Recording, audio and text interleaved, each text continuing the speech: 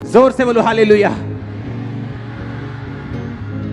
सुनो सुनो मेरी बात, आप मुझे देख रहे हैं, मैं एक विश्वास का प्रोडक्ट हूं।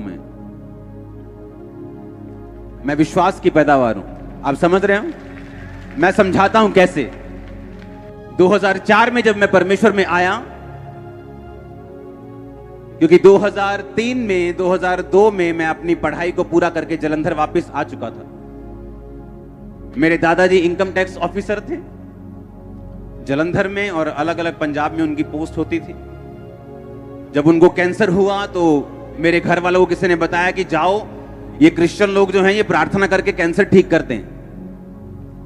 मैंने इंटरेस्ट नहीं दिया बिल्कुल भी, और मेरी फैमिली जो है वो मेरे दादा के लिए प्रार्थना करवाने जाती थी।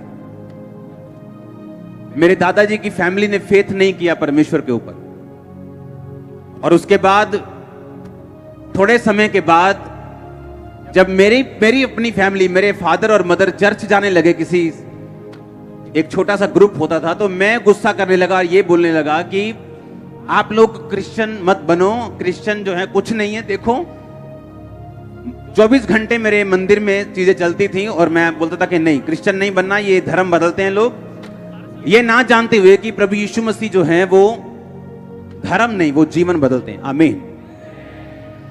और उसके बाद जब मैंने उनको मना कर दिया, अपनी फैमिली को वापस ले गया और मैंने चर्च नहीं जाने दिया।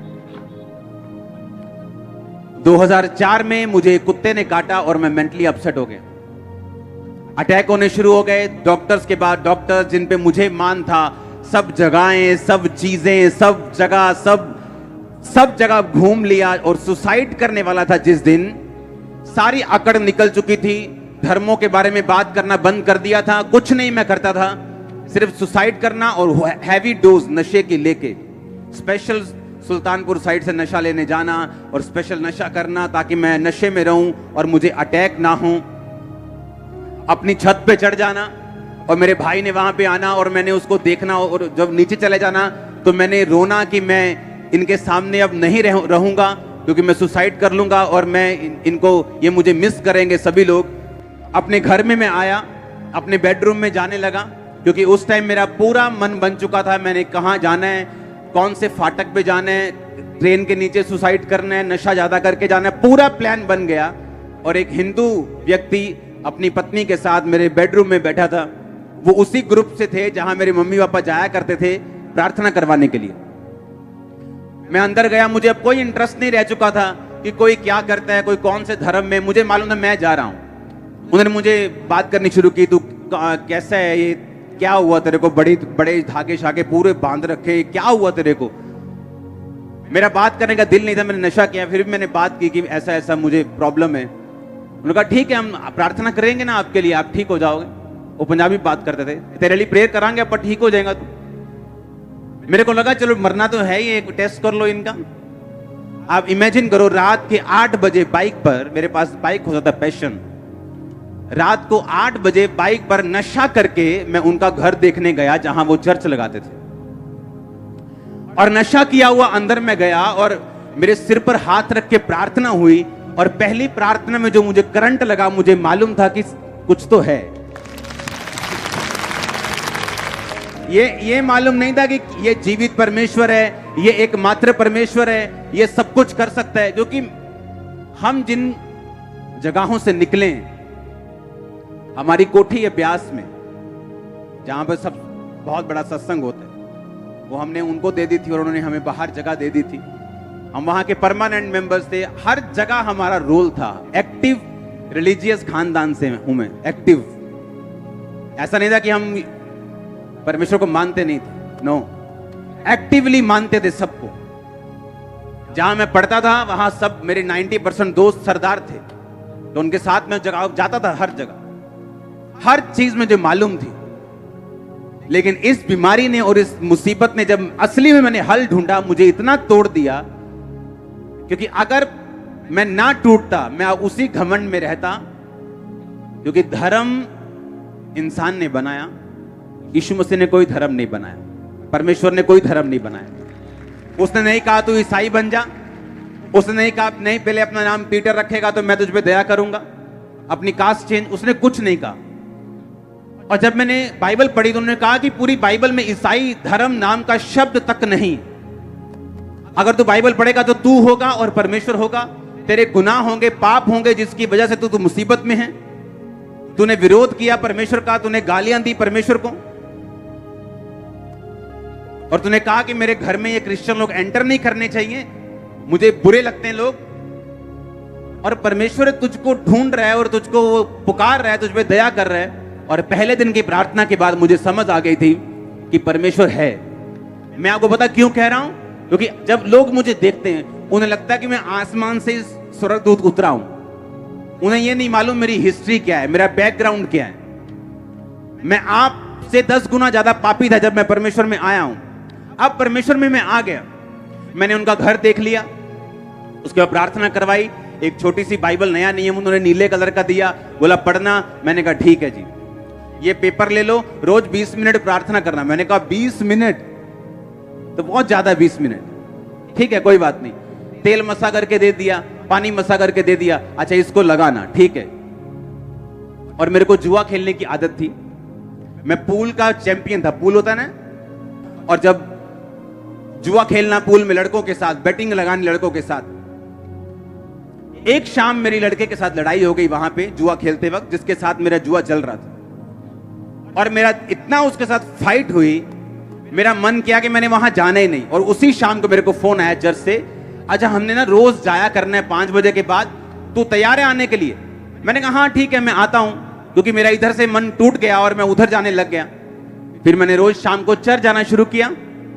सुनो मेरी बात, मैं कैसे बदला हूं मैं आपको बता रहा हूं। मैं एकदम से नहीं बदला हूं, मसीह में आने के बाद भी, तौबा करने के यानी पहली प्रार्थना होने के बाद भी कमियां मुझे छोड़ के नहीं गई।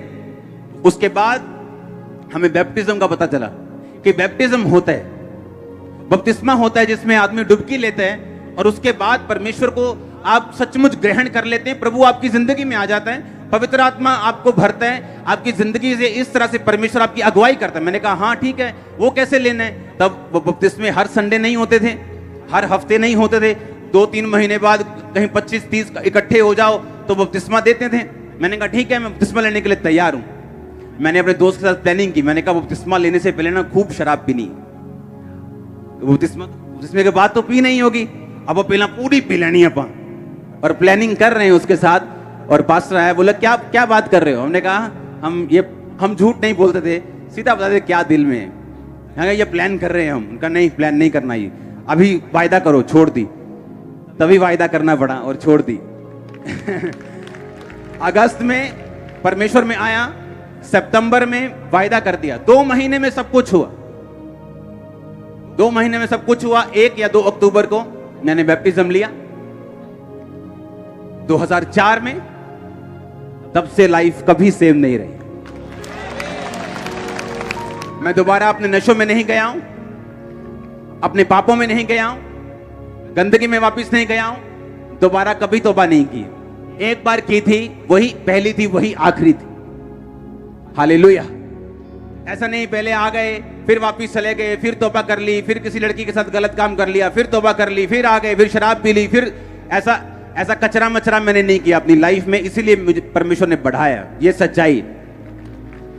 अब हुआ क्या, 2004 में परमेश्वर में आया अपनी मेंटली बीमारियों के कारण, अपने फिजिकल बीमारियों के कारण, लेकिन मेरी लाइफ की प्रॉब्लम्स वही नहीं थी। वो तो सिर्फ परमेश्वर की एक शुरुआत थी मेरी लाइफ में, मुझको अपने में लेके आने के लिए। और जब मेरी वो प्रॉब्लम्स, मेरे मेंटली डिप्रेशन परमेश्वर में आने से और बढ़ गया, और मैं आधा पागल हो चुका था। प्रभु में आने के बाद भी दुष्ट आत्मा का अटैक बढ़ गया मेरे ऊपर, और मैं परमेश्वर से प्रार्थना, मैं परमेश्वर को जान चुका था, क्योंकि रोज संगति, शाम को 5 बजे के काम, अपने बिजनेस के बाद रोज संगति करता था, रोज एवरी डे। मेरे घर वाले मेरे खिलाफ होना शुरू हो गए, तू नशे कर ले दोबारा। वही घर वाले जिन्होंने मुझे भेजा चर्च में, वही बोलते थे नशे कर लो दोबारा, जो मर्जी करो, चर्च में नहीं जाना है, चर्च नहीं जाना, रोज शाम को नहीं जाना, बिजनेस करो, ये करो, बहुत बड़ा बिजनेस है, ये हो जाएगा, वो हो जाएगा, नहीं तुमको ऐसा नहीं करने। रिश्तेदार, ओए तो वापिस आएगा अपने धर्म में, तुझे को पछताना पड़ेगा, तेरे पास्टर को मारेंगे, थप्पड़ मारेंगे, पीटेंगे, उसे रास्ते में पकड़ लेंगे। आप नहीं जानते, रोज रोज घर में कलेश इतना होता था, आप इमेजिन भी नहीं। अगर आप कई लोग ऐसे होते, वापिस चले जाते। लेकिन शुरू से मैं अपनी फैमिली से हल्का सा अलग रहा था। मुझे इसका रीजन मालूम नहीं था क्यों ऐसा है। मेरे ब्रदर की ज्यादा अटैचमेंट थी लेकिन मेरी थोड़ी कम थी, मालूम नहीं क्यों। वो बात नहीं पता हुआ कि क्यों, ताकि जब परमेश्वर मुझे बुलाए अपने में और मेरा घर वाले मेरा विरोध करे, मैं उनके प्रेम में वापस ना चला जाऊं, ताकि मैं परमेश्वर में खड़ा रहूं। आप जानते हैं आपकी लाइफ में कुछ भी हो, कई बार आप एक्सपेक्ट करते हो आपकी बहन आपसे प्यार करे, आप एक्सपेक्ट करते हो आपकी मां आपसे ज्यादा प्यार करे, आपका बाप आपसे ऐसे करे, लेकिन आप नहीं जानते कि वो चीजें कई बार परमेश्वर ने ठहराई होती हैं ऐसा होने के लिए।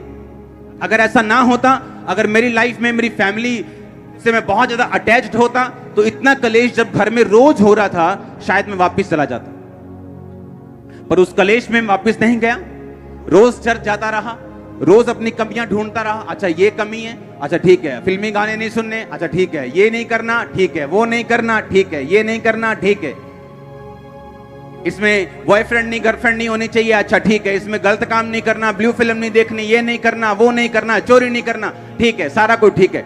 अच्छा जैसे जैसे मालूम होता गया वैसे वैसे मानता गया।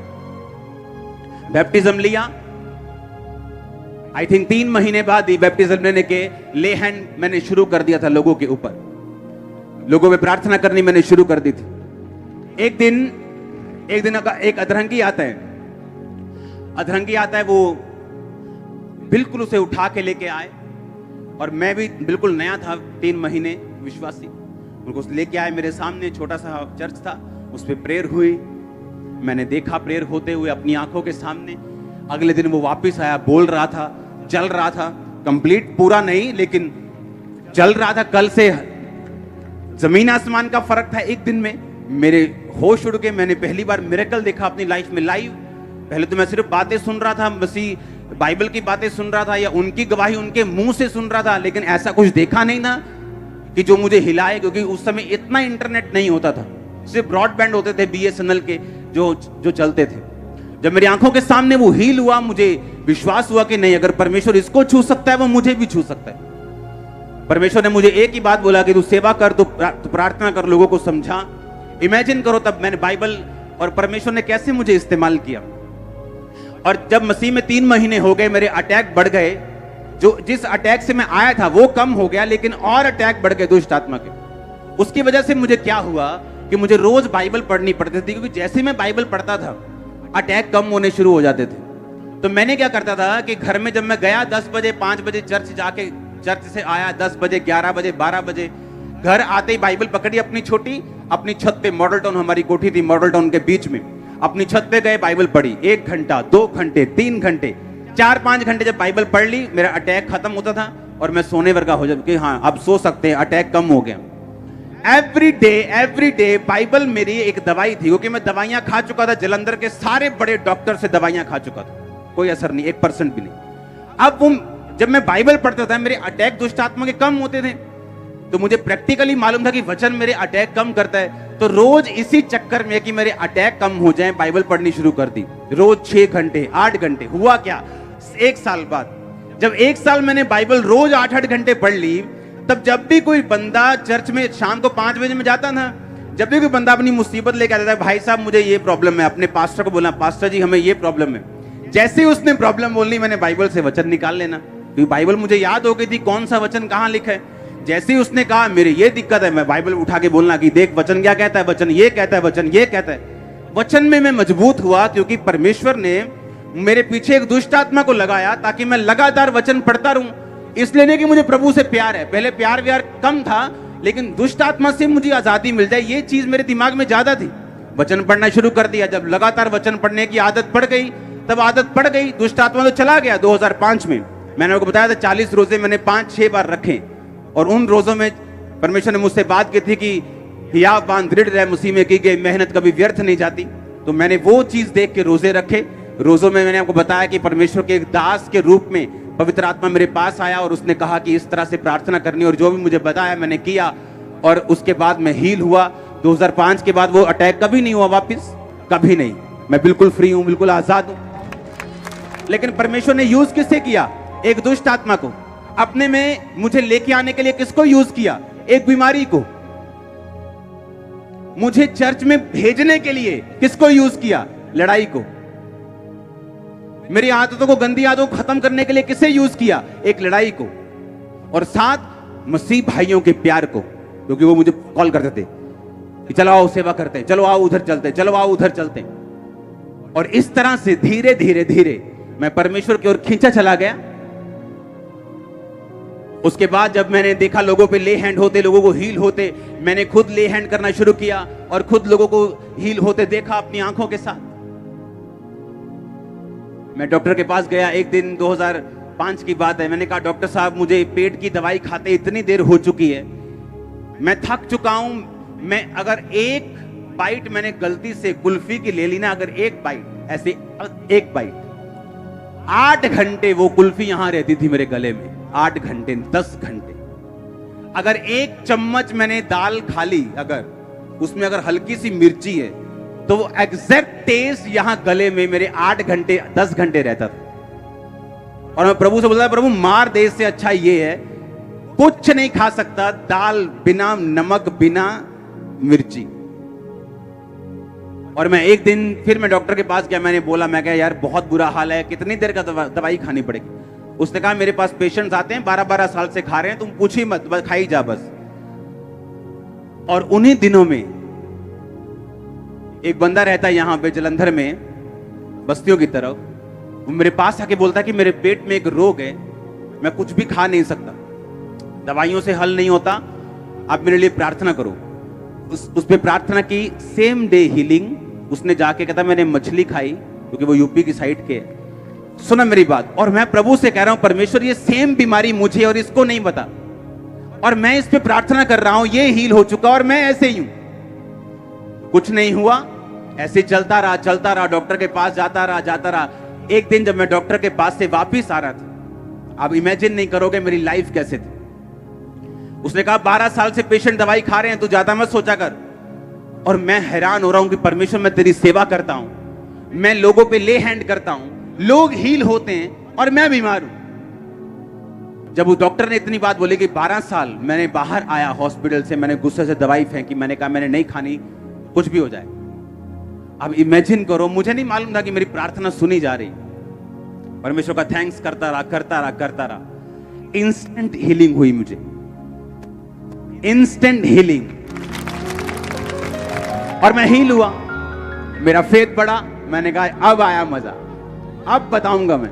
सुनो, फिर लोगों, क्योंकि जैसे जैसे आप प्रभु में बढ़ते जाते हैं ना, आपका विश्वास बढ़ता जाता है, आपका फेथ बढ़ता जाता है। क्योंकि पहले तो प्रभु शेर मारेगा आपसे, फिर भालू मारेगा, फिर गोलियत मारेगा। आप समझ रहे मेरी बात के नहीं?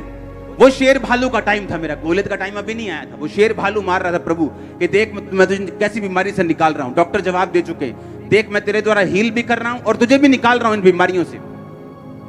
तब मेरा विश्वास बढ़ना शुरू हुआ सेवकाई के लिए। एज ए बिलीवर मेरा विश्वास इतना था कि मैं हील हूं चाहे ना हूं, मैं मरना जीना सब परमेश्वर में, ये पक्का था। लेकिन एज ए सेवकाई के लिए यह विश्वास पक्का नहीं था कि सेवा करने के लिए आपको दृढ़ विश्वास चाहिए होता है। लोगों ने टेस्टिमनी देनी शुरू की, गवाहियां आनी शुरू हुई, प्रोफेटिकली परमेश्वर ने मुझसे बात करनी शुरू की, और परमेश्वर मुझे तैयार करता रहा। मुझे नहीं मालूम था मैंने खामरा में आना। आप जानते हैं, इसी खामरा में, इस मिनिस्ट्री से शुरू होने से कई साल पहले हमारा गोडाउन था यहां पे किराए पे पीछे, और हमें मालूम नहीं था कि मैं यहां पे आऊंगा। गोडाउन था सैनिटरी का, टाइल्स का। सुनो मेरी बात। और इसी खामरा में जब मैंने एंट्री की थी तो मैं नशे करता था, इसी सेम खामरा में, और मुझे मालूम नहीं था कि मैं इसी खामरा में आऊंगा एक दिन। तब मैं मसीह में भी नहीं था, इस खामरा में तब से हूं मैं। सब गोडाउन जब लिया खामरा में, मैं आपको क्यों बता रहा हूं, ताकि आपको मेरा स्ट्रगल भी मालूम हो। ओके, आज मेरे पास कितना कुछ है, इससे आपका विश्वास बढ़ सकता है। लेकिन मैं जिन चीजों से निकला हूं, अगर मैंने आपको वो बताई, आप कभी सेम नहीं रहे। आप इमेजिन करो, खामरा में जहां पे हमारा गोडाउन था, वहां एक सरदार जी थे। वो रोज शाम को, जो आम लोगों के घरों में होता है, थोड़ा पैक लेना, ये लेना, वो लेना। एक दिन मुझे मालूम हुआ कि ये उन्हीं दिनों की बात है जब मुझ पे दुष्ट आत्मा के अटैक होते थे और मैं मसीह में नहीं था। मुझे मालूम हुआ कि उनको हार्ट अटैक हुआ है। अब इमेजिन करना, मुझे उसी टाइम अटैक हुआ जैसे मैंने वो बात को सुना। मेरा एक दोस्त था अटारी बाजार में, वो उसकी डेथ हो गई, उसको ब्रेन अटैक हुआ। आप इमेजिन करो, सेम टाइम मुझे अटैक हुआ। मुझे ऐसा लगता था कि मैं किसी भी दिन मर सकता हूं, किसी भी सेकंड मेरी नाड़ियां फट सकती, कुछ भी हो सकता। ऐसे मैंने सहा है। और ये सारा टॉर्चर परमेश्वर कर रहा था और मुझे मालूम नहीं था कि मैंने कौन सी मुंह से बात निकाली है और यीशु मसीह को पसंद नहीं आई और वो अपनी महिमा के लिए अब मुझे खींच रहा है। मुझे मालूम नहीं था। हालेलुया। आप इमेजिन करो उन दिनों में जब मैं परमेश्वर में आ गया, फिर मैंने बीमारियों से शिफा ले ली, कुछ बीमारियों से आजादी मिल गई, नशों से आजादी मिल गई, रोगों से आजादी मिल गई, बिजनेस बढ़ने लग गया, क्योंकि उस समय अपने बिजनेस से मैं परमेश्वर के काम करता था, कोई ऑफरिंग नहीं, कोई कुछ नहीं। उसके बाद जब 2007 में ये गोडाउन चला गया, हम कहीं और थे। उसके बाद हम खामरा में ऐसे ही मेरे मम्मी पापा घूम रहे हैं और वहां एक बोर्ड लगा था कि गोडाउन किराए के लिए खाली है। मेरे मम्मा पापा ने बात की कि हमें, हमारा बिजनेस बहुत बढ़ चुका है तो हमें गोडाउन चाहिए बड़े बड़े। उन्होंने कहा ठीक है, आप हमारा गोडाउन ले लो। तब हम खामरा में आए 2007 में। 2007 में मैं यहाँ पे आया।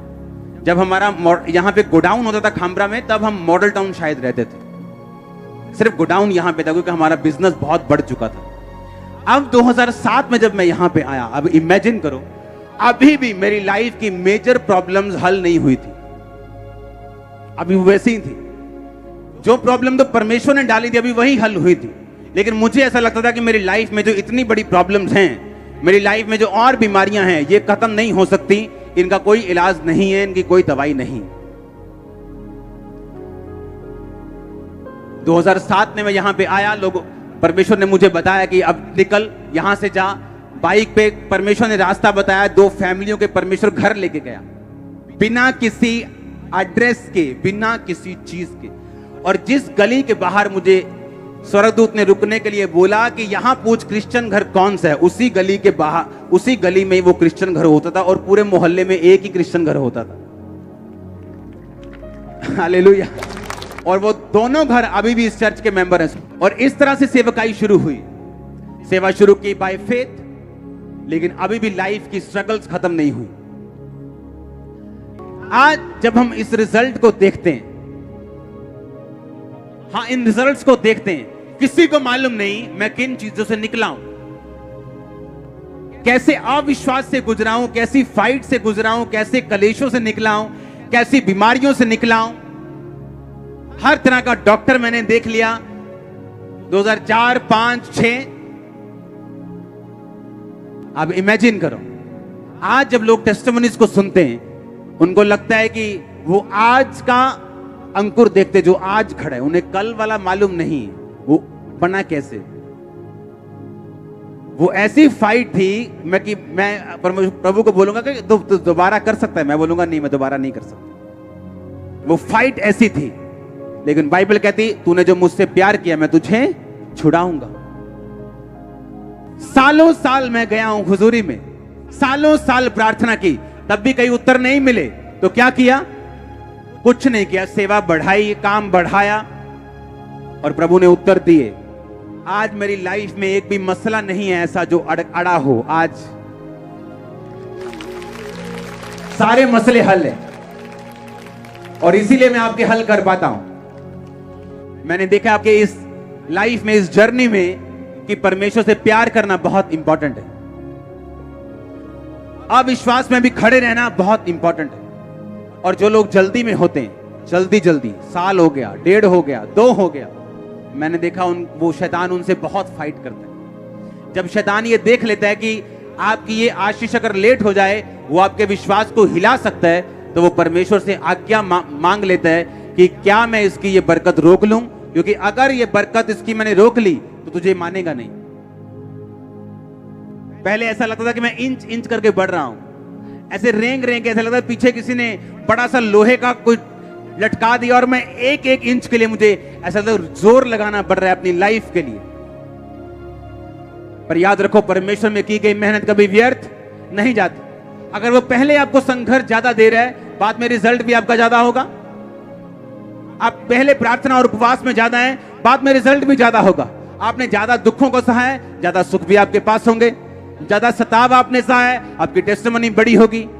जो कुछ भी आप परमेश्वर को दे देंगे वो कभी व्यर्थ नहीं होगा।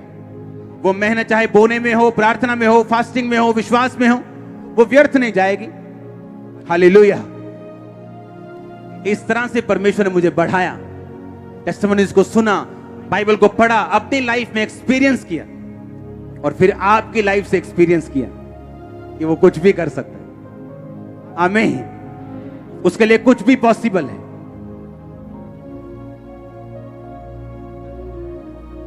अपने हाथों को उठा, बोलो थैंक यू जीसस।